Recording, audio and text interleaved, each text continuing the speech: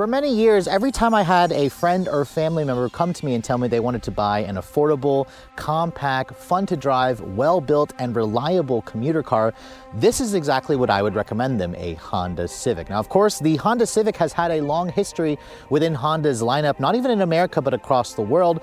And for 2021, Honda introduced an all-new 11th generation. This one here is actually a 2022 Civic hatchback. As you guys know, the hatch was reintroduced to America back in 2017. And currently it accounts for about 25% of sales. Now, the last time I drove the new Civic hatch, I was at the media launch in Austin, Texas. However, today Honda has loaned me this vehicle for a full week. We're going to put this Civic hatchback through our usual battery of tests. This one here is the Sport Touring, equipped with the enthusiast-friendly 6-speed manual model. And the big question I want answered at the end of this video, if you guys are looking for an affordable compact commuter car, does the new Civic hatchback still represent the best of the breed? Stay tuned to find out.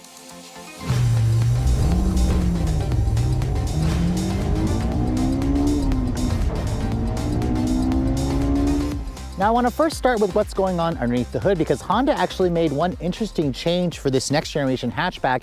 In the previous generation, Honda only offered the hatch with the company's 1.5-liter turbo. Now, if you guys go for the base LX and the Sport trim, you'll get a 2-liter naturally aspirated engine that's also shared with the sedan. You have to go to an EX or a Sport Touring to get the 1.5-liter turbo, which has been updated this year. Now, you guys should be pretty familiar with this engine. It has been in production for quite some time now, and it's also been upgraded this year to include exhaust valve variable valve timing. So it has VTEC on the exhaust side. It still has direct injection. It still has a turbocharger. It's still 1.5 liters in displacement. You have to go for at least an EX or a Sport Touring trim to get this motor. Now it makes 180 horsepower, which is an increase of 6 ponies and 177 pound-feet of torque. Those numbers are pretty comparable with a lot of other vehicles in this segment, although I believe Honda actually kind of underrates this engine a little bit, because this same motor in the SI makes 200 horsepower, which of course the SI is for a different review.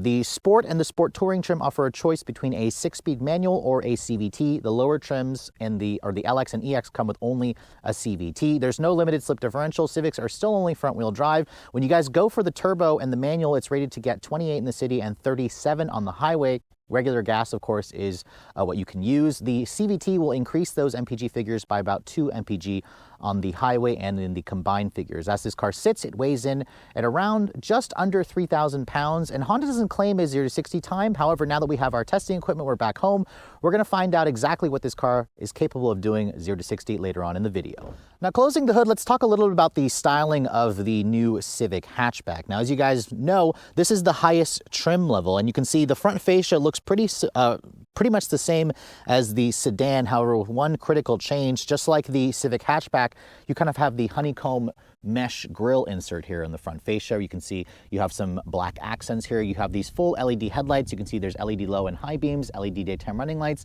The Sport Touring also gives you LED fog lights. The Sport version does not give you the fog lights. And then you can see the turn signal is not sequential, but it does look very premium. And it's nice that every Civic gets the full LED headlight option, as opposed to the previous generation where you had to go for the higher trim to get the LED headlights. Now, this one here, of course, is still built on the current or the previous generation Civic platform. However, it has been strengthened a little bit. It's a little bit stronger. It's also about 1.5 inches longer in the wheelbase. I really like the wheels that you get with the Sport and Sport Touring. This reminds me a lot of the same wheels you find on the SI, but on the SI they are black finished as opposed to kind of the machine two-tone look.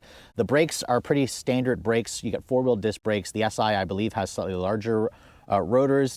And you can see this is wrapped in 235/40 with Continental Conti Pro Contact all-season tires. Remember, all Civics are still front-wheel drive, but it does have a pretty nice stance to it with the big 18-inch wheels.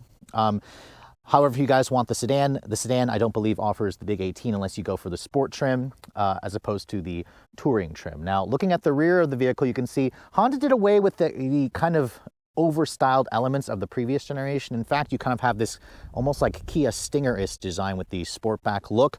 The taillights have an LED combination. You can see this right here is LED. The turn signal and the reverse light is just an incandescent. There's a very noticeable Sport Touring badge, and then the rear diffuser also is pretty unique on this model. I believe it's shared also with the base Sport. The exhaust system, you can see it's a dual chrome exhaust finisher, although the actual muffler isn't connected to that little piece. It's just part of the bumper design. And then when you open up the cargo area, you can see the hatchback still offers about 25 cubic feet of space with the second row seats up. I also still love this little cargo cover here where you can actually take this off and flip it over to the other side if you'd like. Underneath here, you can see there is still a temporary spare tire, so Honda doesn't make you deal with a fix-a-flat kit. And if you want to fold down the seats, Honda says you get around 48 cubic feet of space, which is pretty competitive, and it's about on par with what you're going to find in a lot of those subcompact SUVs.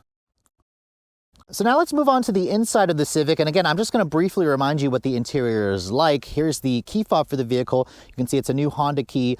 Smart entry is included on this trim, of course. However, if you were on remote start, you have to go for a CVT model. This one doesn't have remote start because it's a stick shift. But as you approach the vehicle and open the door, you can see the interior looks pretty nice. However, my other gripe is Honda only offers the Sport Touring with a black interior. I would like to see them offer it with a darker trim interior, but at least the leather looks really high quality. You have this nice contrast stitching. The driver's seat is an 8-way power, but it does lack an adjustable lumbar support. So kind of make sure you try out the seats and see if you like the seats before you purchase this vehicle. It's also lacking memory seats, but at least the seats are heated. Also, no heated steering wheel. So again, it's a little bit of a reminder that you should buy an Accord because Honda does limit some of the premium touches on the Civic. You can see the door panel is soft touch injection molded plastic, some nice stitching over here, piano black plastic trim, and kind of like a carbon fiber weave faux texture, of course, on some of the trim pieces in the door panel and in the instrument panel, which is pretty nice. Now, stepping inside, you can see there's a nice low, easy step-in height, although it's not as easy as an SUV, but as I get in and shut the door has a nice solid sounding thunk, and you heard that. There is a newer Honda chime in this vehicle, and I'm not entirely sure this is the first vehicle to get it, but it definitely is very different. And then, of course, you have that same honeycomb texture in the grille that's kind of mimicked in the interior. This air vent here is a nice styling statement that Honda introduced on the sedan, and it works well in this vehicle. Now, being the manual transmission model, the start-stop button is right here where you'd expect it to be. It's not even blocked. Actually, I can still see it behind the steering wheel and the wiper controls. So put the clutch in. You can see the gauges, the full digital 10-inch display here does a full sweep, and it also looks very Acura-like. In fact, this screen pretty much is identical to the last Acura MDX that I sat in, although it doesn't look quite as large. You have a 9-inch touchscreen here, of course, and there's the wireless Apple CarPlay and Android Auto, which is great. You have to buy this trim, of course, to get that feature, and I think Honda needs to expand it to the other trims. You have a soft touch injection molded dashboard over here, which is nice, more of that piano black trim. The steering wheel, I really wish it was heated, especially in the cold winter temperatures right now, but it is a manual tilt telescoping. It offers a good amount of adjustability, which is nice. Some of the lower pieces here are hard touch plastic, which I pretty much expect, but the controls here have a nice high quality tactile feel. No interior accent lighting here that's quite as nice as what you might find in some Acura models, but at least a lot of the lighting does look a lot better.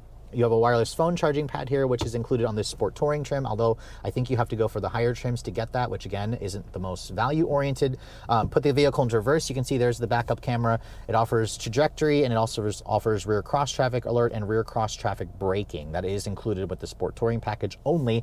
The quality looks okay, and Honda doesn't offer a full 360 camera, which most vehicles in the segment don't, so I'm kind of okay with that. What I do like, however, is the Bose 12-speaker sound system, which finally sounds pretty decent. This is the first Honda vehicle to get an actual branded audio system as opposed to being a Honda premium sound system, which has always not been sounding great. The seats, like I said earlier, are comfortable and supportive. They look good, although I wish that the driver's side offered a power lumbar adjustment. Over in the center console, you can see there's your automatic start, stop, defeat button. There's also an eco mode. No actual other drive modes on the manual model. You have to go for, again, the CVT if you guys want that. The manual has the typical lovely throws that we expect from a Honda vehicle. And then if you want to go into reverse, you have to go all the way to the right and kick it back into a reverse. We'll talk more about how this drives later on in the test drive. The clutch also is really light. It's really easy to modulate. This is a really easy car to learn how to drive manual on. More of that textured faux aluminum carbon fiber look trim on the center console here. Nice big cup holders. There's also a decent sized center console storage cubby, but I believe some competitors offer a little bit more in terms of that. The glove compartment just kind of cheaply falls. It's a bin style. It's a little bit on the smaller side. You can see the owner's manual takes up most of the space. And then you can see here, there is some nice LED lighting in the cabin. There's a sunglass holder here, and then a standard size sunroof. Honda does not offer a pano roof, but overall the interior definitely has a much more premium vibe. It's pretty much on par with the Mazda 3, which has always been kind of the segment leader. This feels substantially nicer versus some competitors from Toyota, from Volkswagen, Volkswagen, for example. The new Hyundai Elantra also offers a really nice interior with the Mercedes-like interface, but the interior materials in the Elantra are actually cheap. The Civic has slightly higher quality interior materials, but the tech isn't quite as impressive. The back seat offers a decent amount of space, especially if you guys are coming from an older Civic. Honda says you get around 37.5 inches of legroom back here, which used to be reserved for an Accord. You can see the materials back here are hard touch plastic, so they did downgrade it versus the front, but you do have a nice soft touch area here where you would rest your elbows. Getting inside at 5'7", you can see the sloping roof does make it so I have to duck my head a little bit, but once I get back here and shut the door, it's a pretty cozy place to be, but also relatively spacious for somebody my height. You can see I can kind of stretch out, get comfortable. The floor is not completely flat here, which is kind of disappointing considering this is not available with all-wheel drive. You do have 2 USB ports, not a single rear seat vent back here, so that's a little bit of cost cutting that I would have liked Honda to add, along with another storage pocket here. There's just one on the passenger side, and then you can see the headrests are fixed into place, but they're at a good position, and you have an armrest here that folds down. No heated rear seats back here, which again would have been nice, but again, Honda reminds you that this is still a Civic. But overall, in addition to the LED lighting back here, it is relatively comfortable and spacious, but it is lacking in terms of a couple of features like rear seat air vents and heated back seats. So anytime I get into a Honda Civic, it always kind of just feels like home to me. This is a car that I can easily recommend to anybody looking for an affordable, easy to drive, efficient, reliable, small compact car, especially if you guys don't want an SUV and you also want a manual transmission. The last time I drove this vehicle, I was in Austin, Texas.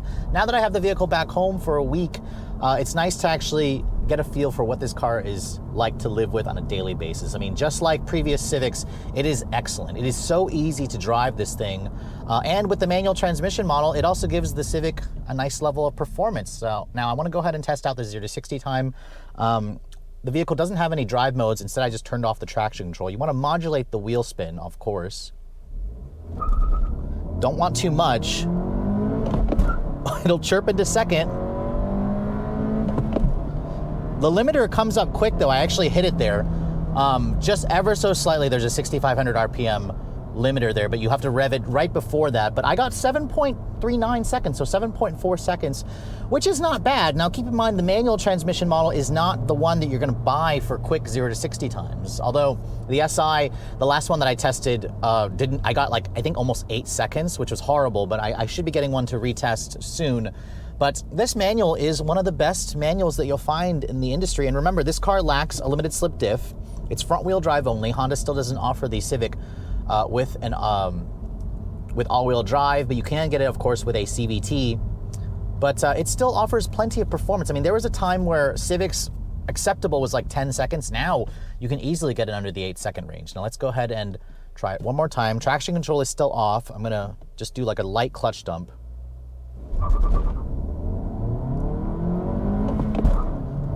That one chirps it just a little bit into second.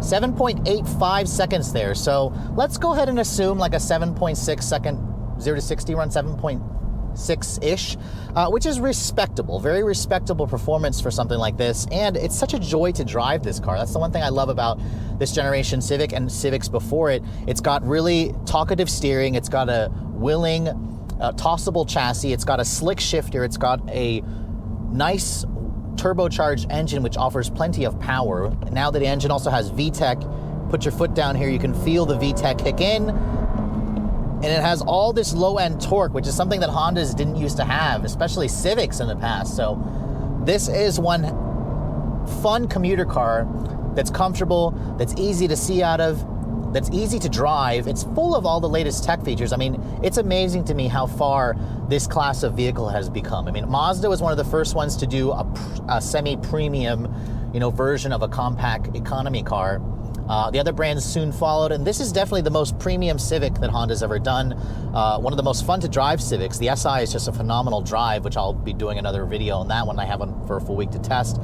But for those of you who must have an SI hatchback, if you're expecting this car to feel like an SI, I'd say it's probably about 80% there. I mean, what it lacks is that limited slip differential and the extra 20 horsepower. And really, you're gonna notice that lack of the limited slip diff here as it tries to put the power down, roasting the inside tire.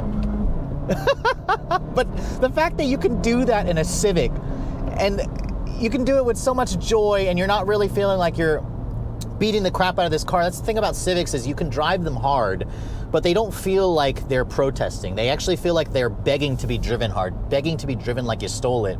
And you know, with this quick steering, sharp suspension, willing chassis, and it's also really refined. This new one's gotten so refined that I actually think that it's gotten so quiet now on the interior. It's so easy to live with. We'll turn on the traction control back on because that was a pretty bad wheel spin. But it's become so easy to live with this car. The one thing I can't get used to, however, is the start-stop. And the fact that it's a manual, the engine shut off. As soon as I put the clutch in, the engine restarts. But it's a manual, so it makes me feel like I stalled it. Even with the traction control on, it's chirping the front tires because, again, we've got 177 pound-feet of torque going to just the front wheels with no LSD. But it's such a joy. I really am surprised. I mean, I've driven so many fast performance vehicles, so many fast EVs. Obviously, they have their charms, but there's something about this car that it still puts a smile on my face. It's kind of like every time I drive a Mazda Miata. Obviously, they're two completely different vehicles. This is a front-wheel drive, 5-door economy car, but it just has a feeling that it's a really impressive vehicle underneath to start with, and that's kind of where the basis of the Civic Type R is going to come from. I mean, we're going to be driving the new Type R later this year. And the previous generation, the 10th gen, was already a phenomenal driving vehicle. Honda, of course, you know, made this new generation more premium, a little bit more conservative in the design, which some of you, of course, have voiced your disapproval. The new Civic's design is really starting to grow on me. I think that in this particular configuration, sport touring with these lovely 18-inch wheels, the sonic gray color, the one thing I wish Honda would offer is the manual with more color options. I believe you can only get it in 4 different colors. Like if you want that beautiful boost blue, you can't get it on the manual transmission. You have to go for the automatic. Now, I have driven the automatic Civic. It's also a fine automobile. It drives well. If you guys don't want to drive stick, get the automatic. It's fine. It should have a pretty similar 0 to 60 performance. But really, the stick is what makes the Civic very unique. It's in a world full of electric vehicles, of SUVs. The fact that you have this practical, low-to-the-ground, sporty driving economy car that doesn't break the bank. Remember, this car starts at around $24,000 for the base version. This one here is fully loaded for a little over $30,000. There is plenty to like about this car, and it's not surprising to me why the Civic remained Honda's second best-selling vehicle in the North American lineup. So after spending a full week with the completely redesigned 2022 Honda Civic hatchback, I'm pretty pleased to announce that this vehicle is still one of my favorites in terms of affordable, fun to drive, well-made, reliable, compact hatchback. So if you don't want an SUV, this is still at the top of its game. And really what makes this car so special is the fact that it's incredibly well-rounded. Just like the previous generation, which was fun to drive, it was stylish, it offered a ton of value. This new one kind of takes it all to the next level while wrapping it in a package that is a little bit more mature as opposed to being juvenile looking. And you've also got Honda's latest tech features, especially with that infotainment system. It's a big improvement. Although it's still not class leading, Honda still offers a lot to offer with this vehicle. Now, speaking of which, that's kind of showing up in the numbers because for 2021, Honda managed to sell a little over 261,000 Civics in America. This actually makes the Civic the second best-selling Honda in the US lineup. Of course, it's right behind the CR-V, which did about 100,000 more units. This now outsells the Honda Accord by about 40,000 units. So the Civic sales continue to climb versus its competitor like the Toyota Corolla. Its sales continue to drop. So it kind of shows where everyone's going to. They're buying SUVs and crossovers and electric vehicles, but they're also kind of migrating to Civic still because this still represents one of the best choices out there. Now, speaking of which, I do think that the Civic hatchback is far from being completely perfect, but it's about as near perfect as you can get. What I would like Honda to do is offer more of the premium features on lower trim levels. Like, for example, if you want the 9-inch touchscreen and you want the fully digital 10-inch display, you have to spend nearly $30,000 for the Sport Touring trim to get it. The baser versions of the Civic will have a smaller 7-inch display,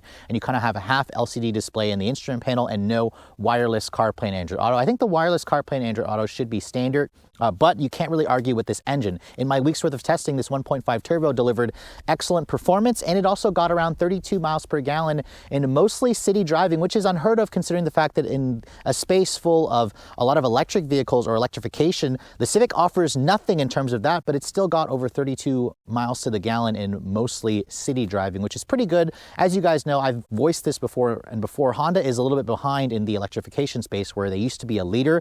They are promising, of course, a full electric vehicle by 2024. But if you're looking for one of the best gas-powered cars, the Civic hatchback remains a favorite of mine, and it's also priced extremely affordably because in a world where the new car average transaction price right now is just over $47,000 as of January 2022, the Civic starts at around $23,000 for the base hatchback. Now, I recommend at least going for the sport trim, spending about $25,000. However, if you want the turbo, you have to spend about $27,000. This fully loaded sport touring, there are no options to add. You take your pick between a manual or an automatic.